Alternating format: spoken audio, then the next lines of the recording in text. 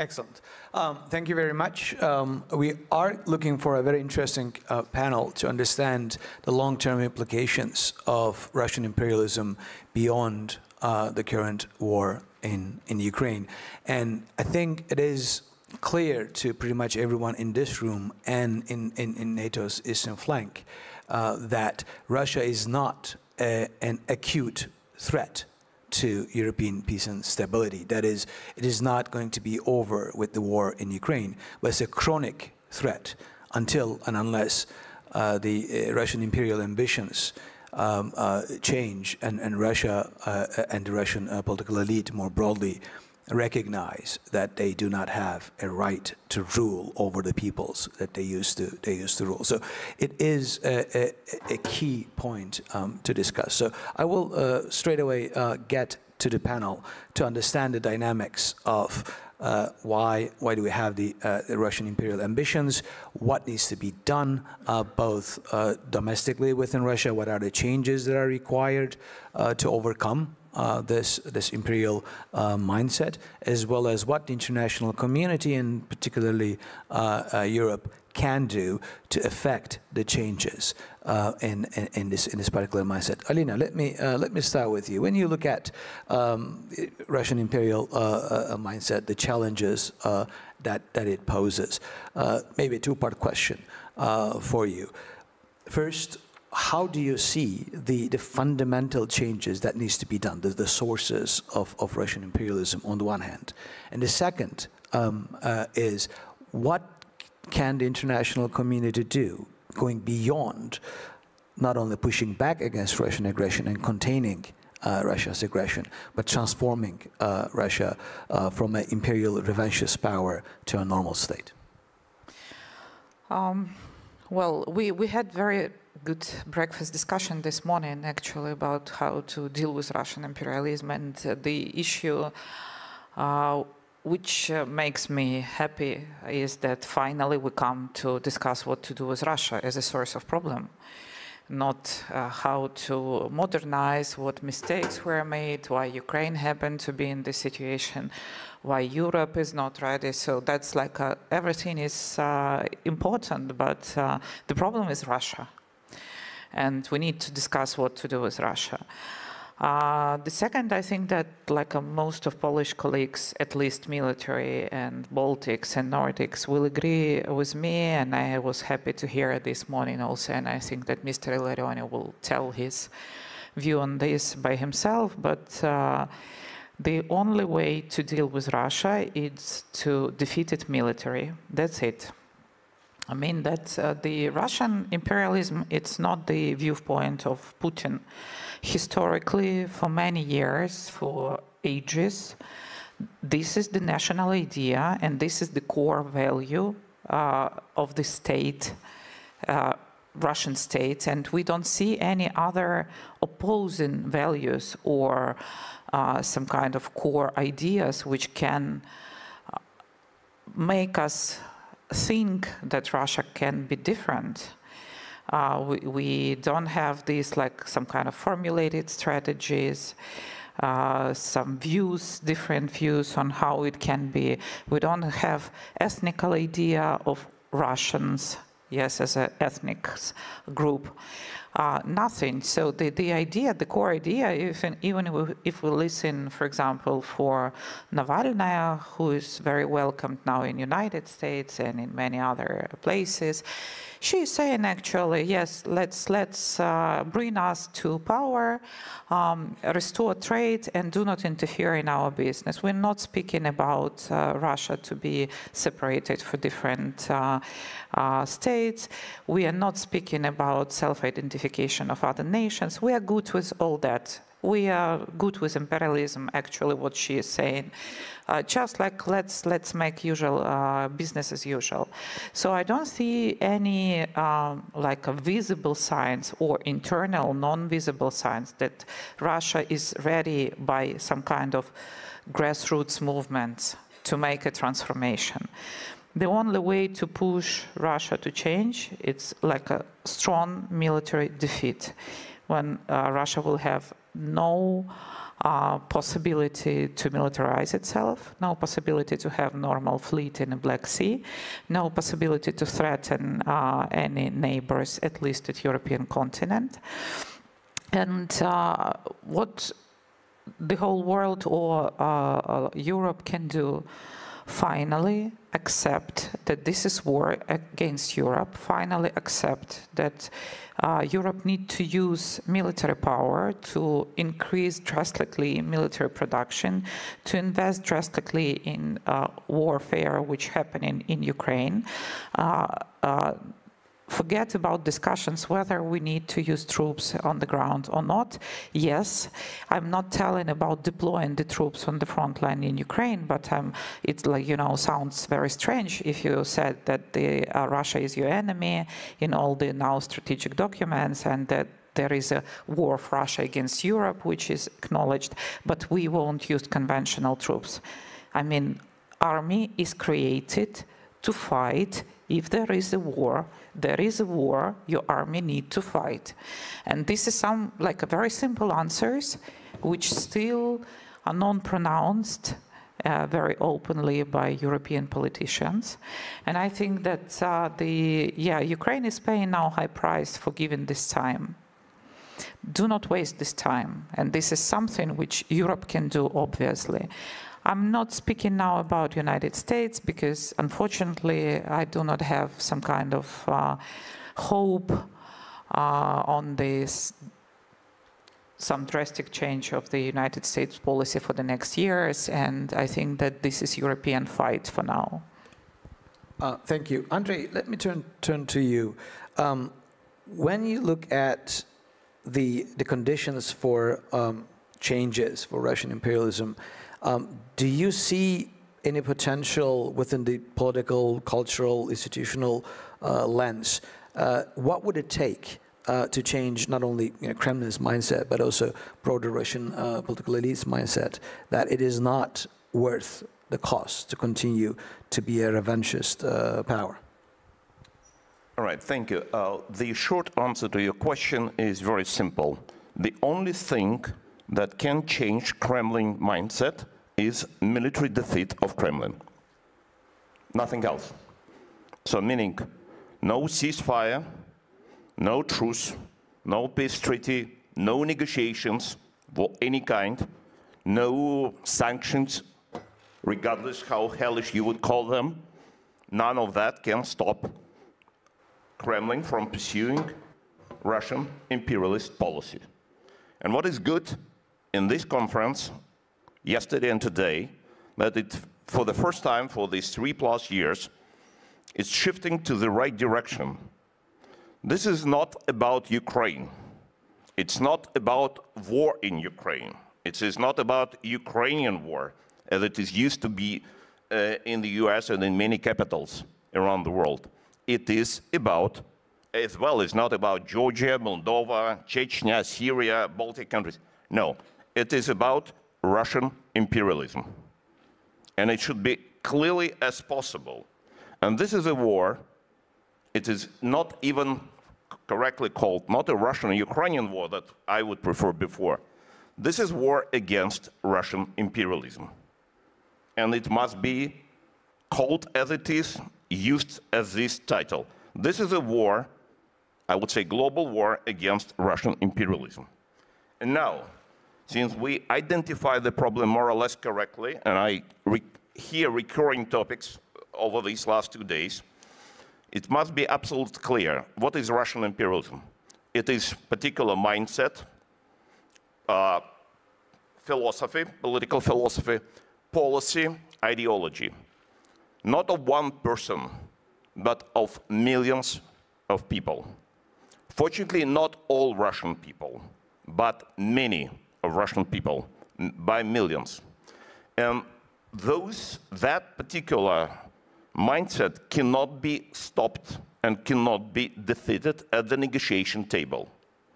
The only way to deal with such a monster, as we learn from history, not only with Russian imperialism, but with some other imperialism, is military defeat, nothing else. Third, this imperialism is being supported by pretty resilient Russian economy. Those who expect and waiting that Russian economy collapse very time soon, unfortunately wrong.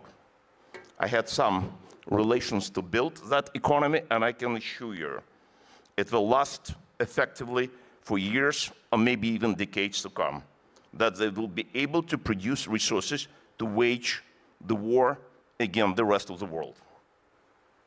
So that is why the very approach to the Russian economy and to the Russian imperialism must be different. Fourth, we need to formulate as clearly as possible and as publicly as possible strategy to defeat the Russian imperialism. Not Russia, but Russian imperialism. And the goal must be formulated very clearly. Russian imperialism must be defeated. There are many myths spread right now, not only from Kremlin, but from White House and from other places, that about the so-called Russian imperialism invincibility. Means they defeated Hitler, they defeated Napoleon, it's impossible to defeat them. It's myth, it's wrong. Out of 84 wars that Russia waged over the last 3 centuries, in 1/3 of those wars, most of them imperialistics, so Russia has been defeated in 1/3 of those wars. It means it's possible. It is not easy, but it's possible. And that is why the only topic that we need to discuss, how to do it, how to repeat this success. And here we have 2 approaches. One is deterrence, containment, a la George Kennan of Long Telegram, 1946. It took 45 years to achieve results, but it is not applicable in the current situation, because back then it was Cold War. Now we are in hot war, in real war, in active war. Containment and deterrence is good to prevent the beginning of the war. If we're already in the war, any containment could not stop rolling tanks, flying drones or missiles, and bombing civilians. It's impossible. There is only one way to stop it: military defeat. There is no other way. So, 6th point. In this war, long war, war of attrition, there are 2 most important features. First one, it is really might be a very long war. It might last years and decades. And we need to understand that the war will not finish next week at the negotiations table in Vatican, Istanbul, or any other place. It might last decades. We need to be prepared to that. And second, the most important element of war attrition, it is war of resources. It is war of potentials. First of all, military potentials. There are many ways to calculate this. The basic equation is a military expenditure. But military expenditure, not what has been spent or what is being spent, or is going to be spent in so-called countries that are not participating in the war, even they are members of NATO alliance. The crucial equation, how much resources is being used in these particular military operations. Right now, this is a Russian-Ukrainian theater, Russian-Ukrainian war theater. And here the very clear equation. Just I put aside all this preparation, the final number. Russia this year is going to spend 500 billion US dollars based on purchasing power parity. 200 billion US dollars by exchange rate, and about 500 billion by PPP. Ukraine is going to spend about 150 billion US dollars by PPP. European allies are going to provide, and maybe some other allies, not more than 20 billion US dollars. So that is why we're having this ratio, 500 on Russian side, and in the very best case, 170 on the Ukrainian and allies and friends side. The ratio is 3-to-1. There is no war of attrition can be won with such a ratio of potentials of military expenditure. Forget about this. That is why we understand that Ukraine cannot increase military expenditure substantially, even with all their efforts. It means the contribution of our friends and allies must be in not tens of billions, but in hundreds of billions of military resources provided to Ukrainian front. My last point. What is the real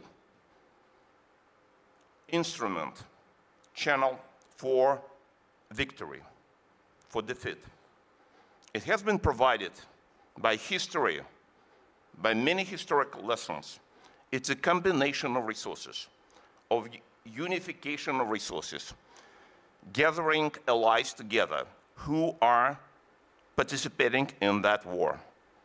Best example, Stefan Batory in Livonian War, who was able to collect Poles, Lithuanians, Litvins who were Belarusians, Ukrainians, Cossacks, Hungarians, Germans, Swedes, all together. All together, they were able to destroy Ivan the Terrible troops. Later, Jan Sobieski arrived to Vienna in 1683 to unite forces, combine forces, to defeat the common enemy. Later, Joseph Pilsudski proposed intermarium, Medjimorje, the idea of collecting, of uniting resources to build a deterrence and to prepare defeat of imperialism. There is no other way to deal with such a monster. And the title, short title for this strategy, based on what we have discussed yesterday about the Western value in the international area, may I offer this idea in a short term, за вашу и нашу вольность, for our and your liberty, за нашу и вашу свободу. That's a way how to deal and how to defeat Russian imperialism. Thank you very much, Andrei. I'm going to come back to in the second round very quickly on what in practice the military defeat would need to look like, given we are in a nuclear age, and how that can affect or how people think about it. But Jerzy, let me turn to you. When you look at the broader European context, not only sort of in the eastern flank and the Baltics, but more broadly within Western Europe as well. First, do you think, is there an accurate understanding of the causes of this war that goes beyond what we generally think about it, but the root cause being the Russian imperialism and need to deal with it? And the second is, do you see what the Western European governments and institutions, as well as the public, recognize that unless and until we dealt with Russian imperialism broadly, this problem is not disappearing, and therefore, if we don't want to pay pennies today, we'll pay hundreds of dollars in the future? Thank you. Thank you very much, and thank you for my co-panelist.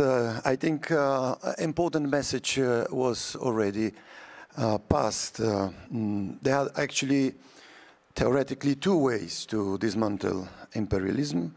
One is through military defeat, and the argument was presented very well and very eloquently, and that's true, no to discuss with it. And the second is to dismantle it.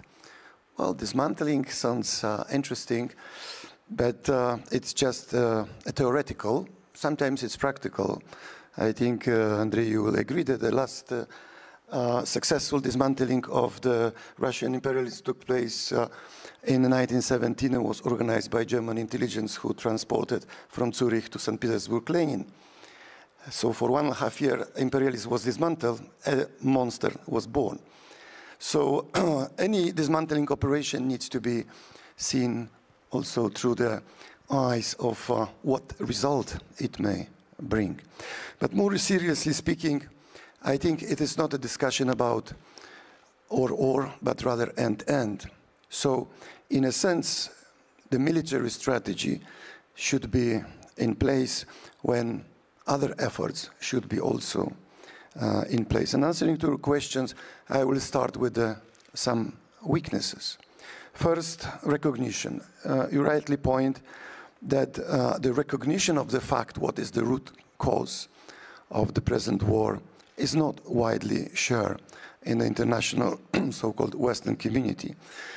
The concept of Russian imperialism is well known to us in this part of the Europe. But unfortunately, and this is something that drives me crazy at every conference or international meeting, where some of our colleagues from Western Europe or even from the United States are at a certain point of the discussion saying, oh, Russia is so difficult country that no one understands it. That drives me really crazy. So what does it say? It simply says that our analytical capacity to understand enemy is extremely weak. And if we compare this even to the analytical capacity in 70s, as Sovietology institutions and so on, who are permanently analyzing and trying to build certain strategies, we are today at less of 10% of that capacity. So maybe we should start talking about our capacities as we were analyzing our military capacities, whether we have capacities to understand the enemy, to understand what processes are taking place in Russia, to understand the mindset of those millions, not only through the general simple categorization they are all imperialists, they are, but maybe there are ways to soften it. If we take out of 10 millions one, it's already a victory. If we take out of 10 millions two, it's a bigger victory. If we take half, it will be even bigger. So what I'm saying is end-to-end strategy.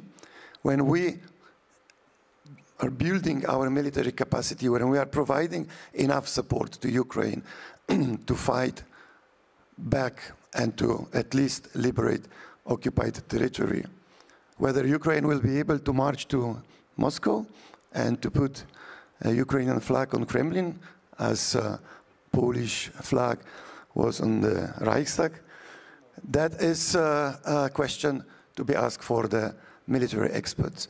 But I would like to simply say that while we are having this specific strategy, we need to have two at the same time. And dismantling Russian imperialism is a long-term strategy. It requires a lot of new capacity and resources in parallel to all military capacities. And we have to take this very seriously now if we really want to think about a peaceful continent for the future. And this is, again, something that is available. Methodologies are available. The international expertise is there. We simply need to connect those dots, build bigger capacity, analyze what's going on, adopt, create strategies, work, engage, and then continue and be persistent and be consequential and be also long-term strategic in this respect. That would be my addition and recommendation to the discussion. Let me just finish with the 3 points. Projection capacity, that's what I mean, being able to engage with the people in Russia. Analytical capacity, being able to design strategies and understand processes there. And finally, our own capacity to absorb understanding and the results of those analyses. This is also extremely important part of the public debate and discourse, both through the political layers and levels and through the general public discussion in Europe and in the United States. Thank you very much. Let me briefly get to a second round before opening up for questions. And I want to sort of turn to the panel and ask perhaps 2 questions. Number one, what I'm hearing is, and I think I agree with this, is that the military defeat of Russia is essential in transforming Russian imperialism. However, of course, the uncomfortable truth on the ground is the fact that Russia is a nuclear power, and that neither other nuclear powers, including France and UK and United States, nor the broader Western European and NATO allies are willing from their actions, we can very clearly see that they are willing to risk nuclear escalation. In Europe, we also have the problem of, some of the panelists already highlighted, that we try to wage a war with peaceful peacetime means. While Russia is gearing up and already geared up for a war economy and transforming itself, we're still debating whether we can title the European plan rearm, or is it too aggressive, and we should switch to readiness Europe 2030. So when you take those two facts on the ground, that in post-1945 environment in which we have a nuclear power that is engaging in imperialist policies, and that the previous transformations of imperial powers, be it Nazi Germany or Imperial Japan, resulted in their total military defeat and occupation, and therefore the institutions are transformed. Assuming that is not on the books, or at least the escalation risks from the Western European and American perspective is not acceptable. How are we, in a way, are we fated to try to contain and push back Russian imperialism forever? Or are there other things that we can do to weaken the Russian state, the Russian system? And can we make subversion great again, in a way, and to undermine the Russian institutions and the state, and therefore hasten the changes within? Or are we have to push back continuously? Alina, let me start with you. Well, I think that we need to have, like in military planning, yes, I like military planning, because you need to plan a worst-case scenario. Then all the other scenarios would be easier, yes? You need to have a few of them, but the worst-case scenario. And the worst-case scenario is that we don't know how to dismantle from inside Russia. We don't have, as I said, some kind of like national movements, real opposition, something like that. Some I don't know. Yes, there are some parts of Russia which obviously, in case of weakening, economical weakening, some internal conflicts, would take a chance and try to be independent nations, like Chechnya, maybe some other states, but that's, again, only theories, and actually we don't have so much influence. Western countries already tried within the Cold War to have this approach of like dismantling. After the Cold War, to have approach of open channels, education, exchange, communication.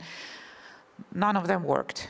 I mean, we can continue to try, but there is like a very unprognosed results of all that activity. In current situation, like geopolitical situation, which we see, we do understand that the global order is already collapsed. None of the institution is working. That's will take maybe a few years to acknowledge that officially, that UN is not working, all the other international courts are not working. So we need to reconstruct something, and what we can reconstruct now as a realistic, it's some kind of European defensive, alliance, yes, because we're not speaking again about the transatlantic, because it's quite questionable now. I think that also we discussed this in the morning, that Europe needs to understand that we are now not about projection. We about defeating our way of living. That's it. If we want to stay democratic states, and let's count how many countries in the world are democratic now. We are minority. I mean that most of the countries do not accept the democratic way of living. There are some kind of transitional states, let's say, which have some specific democracy, but there are a lot of countries which do not accept democracy at all. If we want to live as we live, of course, with less probably social benefits, with more military economy, but we need to understand that the key task is to defeat our way of living, not to project, not to bring all the goods to hold the world. We're now in the period when we need to accumulate, save ourselves and accumulate the power for future. And I think that this is the best strategy which we need to have. Of course, we need to use the opportunities. Of course, the situation is very chaotic. Yes, Putin is successful in creating chaos, but chaos is also opening the doors for opportunities. Yes, we need to look for opportunities, but it's like a more tactical operational level than some kind of strategy, how we will grow up, the new generation in Russia, which will understand the democracy. We already grow up that generation. We had the people who had the freedom time, who had the access to internet, who was grow up in European American universities. It didn't work. Let's take care and accumulate resources, and the figures are here presented by Mr. Illarionov for things which will work for sure, and then use the opportunities. I think that this is the best strategies. Ukraine, unfortunately, was not very good in strategic thinking, but we are really good in finding the opportunities, like maneuvering in all this time from very weak position. All the time we find in the way how to stabilize it and how to some kind of use for our benefit. I think that this should be a strategy now for Europe. Andrei, the same question to you, but also you very rightly pointed out that this is a war of attrition. It can last quite a bit, and historically that has been the case. Wars either last very short, or they tend to, if they go over a year, they tend to go up to 10 years. Do we have in the West the stamina and the necessary mindset to be able to sustain this effort?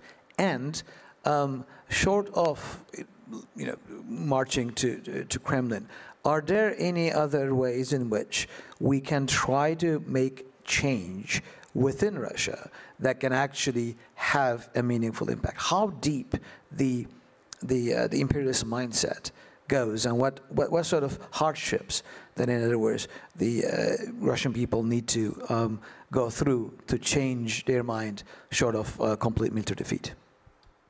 The answer to your first question is very clear. You can ask the same question to Ukrainians. Back then in 1914, year 2014 or year 2022, and would you find anyone in Ukraine who wanted to fight Russia? I did not find anyone. Nobody wanted. Nobody wanted war. But when war was imposed, Ukrainians were forced to fight. And if you remember, in the spring of 2022, everybody was talking, oh, it's 2 more weeks, or 3 more weeks, or 2 more months. So what do we see now? 3+ years. And they're fighting, and they will be fighting, because the choice is very simple. Either they're fighting or they will be dead. If Russia stops fighting, it will be peace. If Ukraine will stop fighting, Ukraine will be dead. That's very clear. Same story with Europe. Europe must understand, if Europe will be looking for some possible solutions, it will be dead. Sometimes figuratively, sometimes not, especially for Baltics. It's quite clear. So that is why it's a choice. It's a choice that's not the choice that Europe would like to take easily. Nobody would like to take it easily, but there is no other way. 3 more points concerning these discussions about the dismantling of Russian imperialism, as Jerzy has mentioned, 1917. That attempt led to rebirth of Polish statehood, by the way, and birth of Finnish statehood, Estonian, Latvian, Lithuanian, and for 3 years, Azerbaijan, Georgia, Armenia. So that is why it's helpful. Maybe not ideal, but helpful. Right, okay, so that is why we're looking for realistic scenarios. Okay, so that's why speaking about realistic scenarios. Are we talking about the parade of Ukrainian troops on the Red Square in Moscow? Maybe not tomorrow, okay? So what are realistic scenarios? Let me use another example from the Polish history. Soviet-Polish War of 1919-1921. There was miracle on Vistula and the defeat of Budyonna near Lviv that led to Riga Treaty. So that is why it was possible. It was possible by Polish troops to defeat Red Army. This is a fact of life in front of our eyes. In summer 1944, Finnish troops inflicted 6 defeats to the Soviet army. By that time, maybe one of the most powerful, maybe the most powerful army in the Second World War, in summer 1944. Nevertheless, so Finnish did it. And after that, Stalin decided, okay, it is too pricey to go to Helsinki. It is too expensive. And that is why I need to abandon the goal of occupation and annexation of Finland. So, it is possible.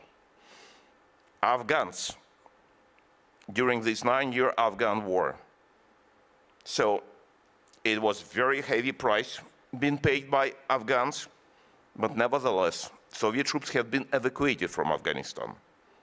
And it's not even from European theater, it's from the Central Asian theater of military action, so it is possible.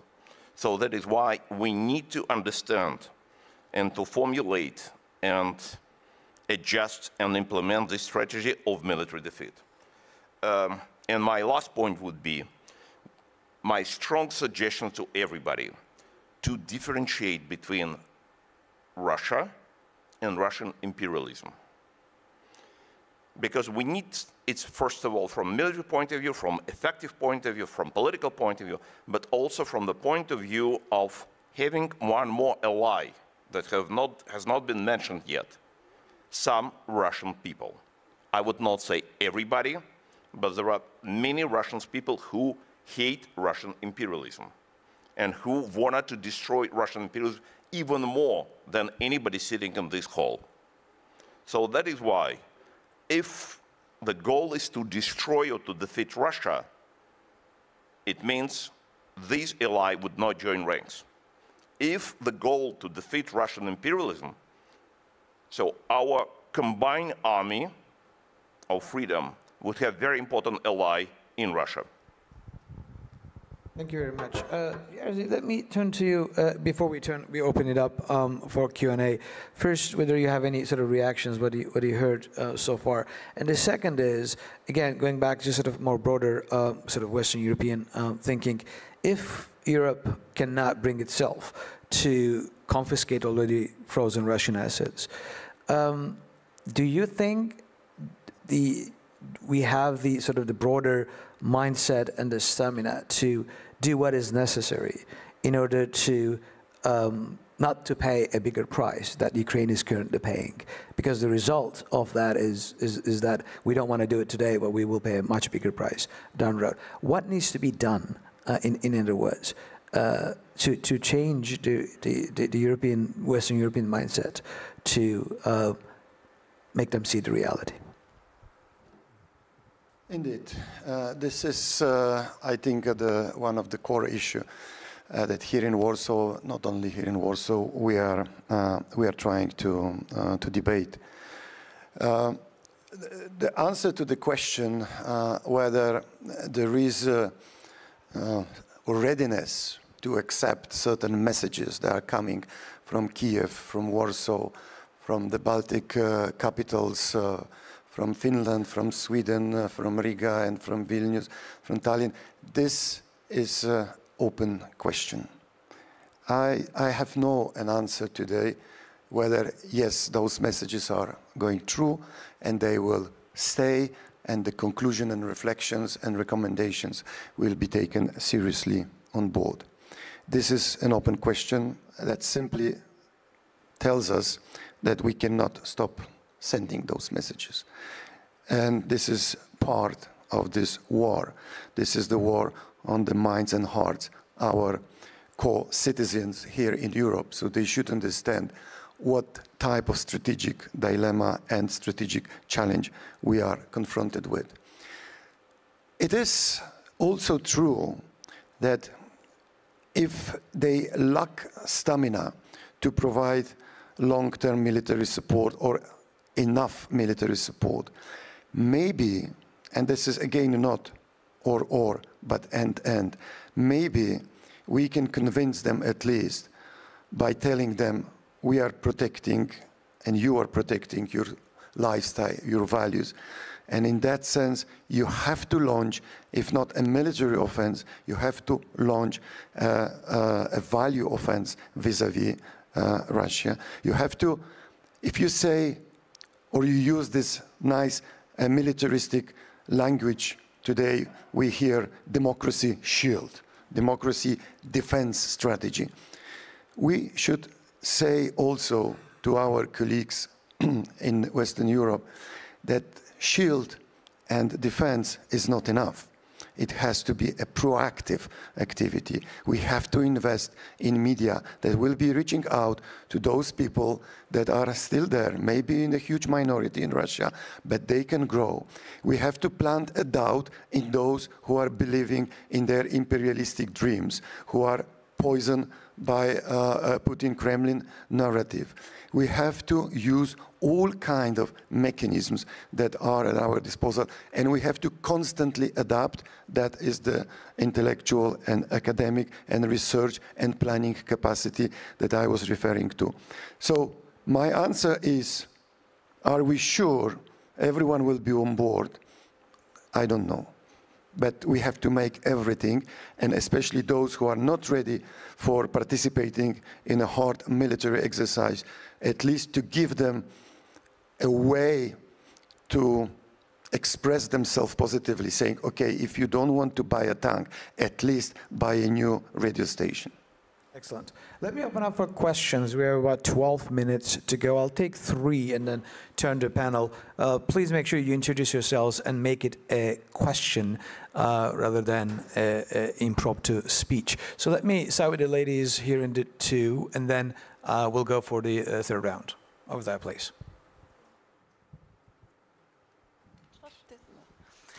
Thank you. My name is Maria Piechowska. I'm from PISM. It was a very interesting discussion. Thank you for that. And when I hear such a discussion, I have a feeling it's really, I'm sorry, theoretic. Because we can talk for a long time about how to defeat Russia and how to actually defeat Russian imperialism, because it's a war not only against military power such as Russia, but the even more dangerous thing, but ideology. But let's now go down a little bit to practical things. I strongly believe that making Russia understand that it's not okay to be like Russia is right now, it would be the question of Crimea. I mean, we forgot a little bit about Crimea. Right now we have some signals that from US administration that Crimea may be given to Russia even. So, and I strongly believe that Crimea, but if Crimea could go back to Russia, to Ukraine, it would be a very strong symbol of fighting this imperialism, Russian imperialism. So how to, and this is my question, how to return to the international debate the question of Crimea? How can we defeat this situation right now that US, for example, is supporting somehow Russia in this Crimea question? Excellent. Elżbieta Kaca, PISM expert working on sanctions. I have a question to Mr. Illarionov. How do you evaluate the impact of sanctions, Western sanctions on Russian economy? And what else we might do as a West to squeeze the Russian economy and to counter the evasion tactics used by Russia, because you most probably are the best expert to tell us that. Excellent. And we have one more right behind. Yep. Thank you very much. Irina Krasnoshtan, International Center for Ukrainian Victory. I wanted to follow up on this debate because I think the panel agrees on the need for Russian defeat, but if you go outside of these halls, I think the problem will be that not everyone identifies this as the goal. And the problem is that some see that weakening of Russia is the goal, but not its defeat. So how do we tackle that? And to build up on the point of Mr. Illarionov about this being a global war against Russian imperialism, I would again argue that a lot of people will not agree with that. And how do we pass this psychological point? I totally totally agree, but how do we pass this psychological point of a lot of our even friends who look at Ukrainian war as something aside? Yes, we need to support, but they don't see it as the common war as you described. So how do we pass this psychologically? Let me get one more and then turn, because we have about 9 minutes to go. Sir in the back, yes, go ahead. Hi, Thomas Rukszuk, University of Warsaw. Yeah, I would like to ask Mr. Pomianowski about, would say, the coalition of the like-minded countries, I mean, beyond Europe. Shall we find someone like Russia found China, so maybe we could find Japan and South Korea, maybe other like-minded countries. Thank you. Excellent. So let me turn to the panel. Alina, let me start with you, Andrei and Jerzy. Okay. I'll start from Crimea. It's my favorite point. One of my focus of attention is the Black Sea security. I absolutely agree with you that we again in a situation of 2016-17 when we've been told that let's put Crimea aside. Let's speak about the land situation, Donbass, and so on and so forth, which actually promoted by Russia not only because they want Crimea, but because they're mainly defeated in the Black Sea. They don't want to discuss the situation in which they're in a weaker position. They try to refocus on the ground operations, which are more difficult to evaluate, and where the situation is not so clear, and like a play with that. About the threat that like US will agree on this construction, situation has changed. US is a strong player, but they cannot make a deal with Russia because this is about war in Ukraine and in Europe. They can negotiate whatever they want, but if Ukraine and Europe is not agree, these negotiations has no essence.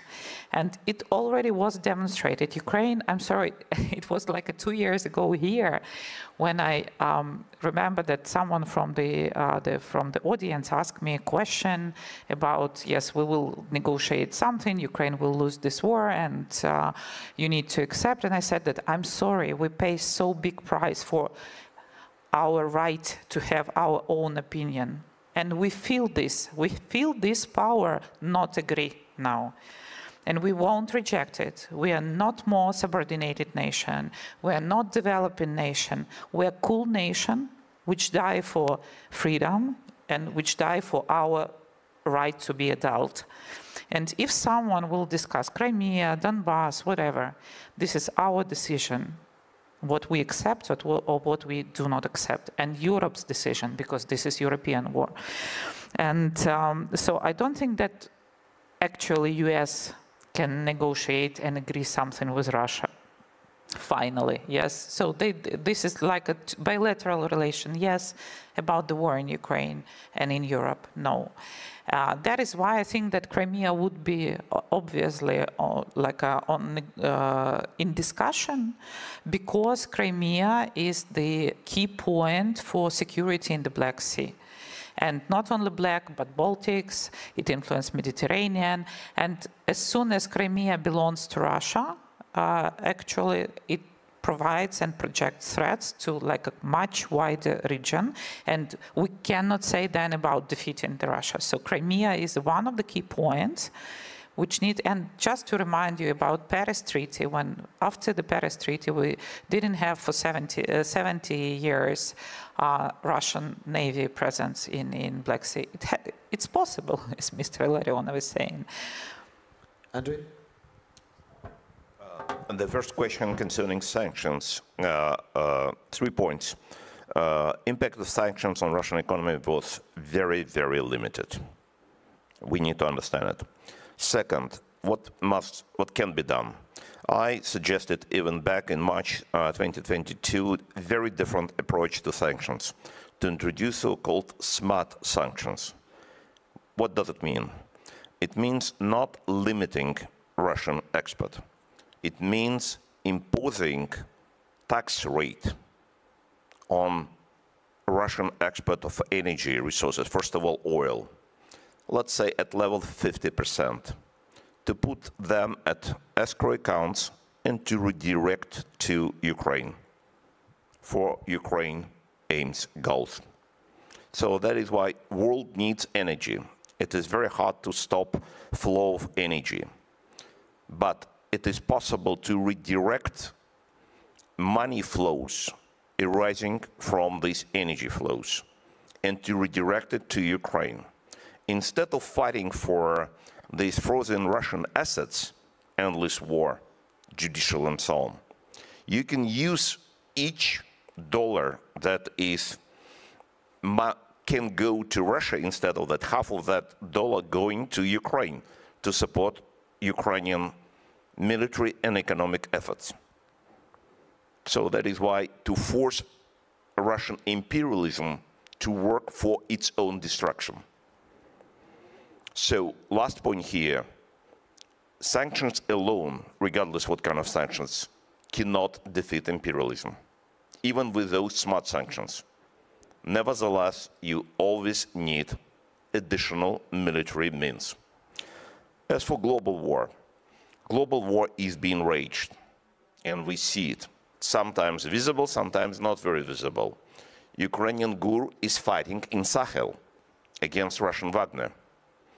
Ukrainian GUR is fighting in Syria against Russian troops. It's a global, it's not only one theater. I would not mention some other theaters. Those who involved, they know. So that is why what can we do? This is a psychological war, and in psychological war, it is necessary to have a psychological means. So that is why the most important one is information and counter disinformation measures. Just to explain that if retail store has been burned in Warsaw, it has been burned not by itself. It was somebody who came from the east to do it. Or if there's some kind of ammunition stores in Czech Republic have been exploded, it is not by itself. Or somebody in Bulgaria has been shot or poisoned, or in Germany, or in England, or many other places. It is constant, permanent work to explain why all this happened. And this happened not only on the Russian-Ukrainian front, it happens in Europe, in European countries that pretend they do not participate in this war, while Europe was sleeping. Seems to me that was the title of famous book from the Second World War. All right, thank you. Jerzy, last word to you, 90 seconds. Thank you. There was only one question to me, thanks God, but because they are all very difficult questions, obviously, but I very much enjoy answer, especially Andrei, about psychological war. That's exactly what I was also referring when I was saying end-to-end strategies. It has to be, and also on our side, it has to be offense. It should not be just a shield from disinformation, a shield from foreign manipulation, but also we have to counter our engagement and activity on the territory of the enemy, changing minds and hearts of people there. With regard to the coalition of willing in a global dimension, I think what we see, Japan, South Korea, Taiwan, these are all countries who are well engaged and understanding the situation. Of course, their interests are not located here in Europe directly strategically, but they are aware of the consequences if Russian imperialism will be winning and not contain and not dismantle. So I think we can count on them. As much as I know, this is not my everyday subjects to deal with, but I am very much aware of a lot of initiatives where Japan, South Korea, and Taiwan is taking part. Thank you very much, and please join me in thanking the panel for a fantastic discussion. Thank you.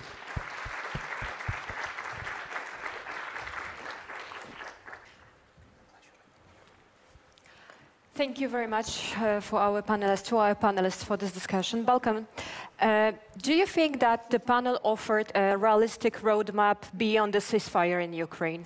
I think that our panelists rightly highlighted the fact that this is not only about the war in Ukraine, this is about how to deal with the Russian imperialism. And the fact that I would say maybe there are two suggestions that I have. One, they all the panelists highlight the fact that it requires a military defeat of Russia in order to have this change. And the second one is that we could do more things reaching into Russia in order to hasten this particular process, from sanctions to various other means of subversion, etc., etc. And without that, this will only be a pause, but the Russian imperialism will come back and will threaten European peace and security. Thank you, Balkan. Pleasure talking to you.